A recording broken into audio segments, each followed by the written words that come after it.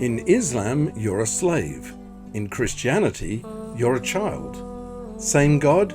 Not even close. The Quran has Jesus say, "I am a slave of Allah." The Bible says, "You are sons who cry, Abba, Father." Allah says, "O my slaves." But Christ unites us, not slaves, just one family.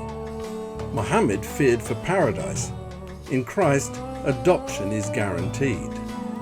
Slaves obey in fear. Sons obey in love. Islam gives you a master. Jesus brings you to the Father. No slaves in Christ, only sons and daughters. Choose your identity.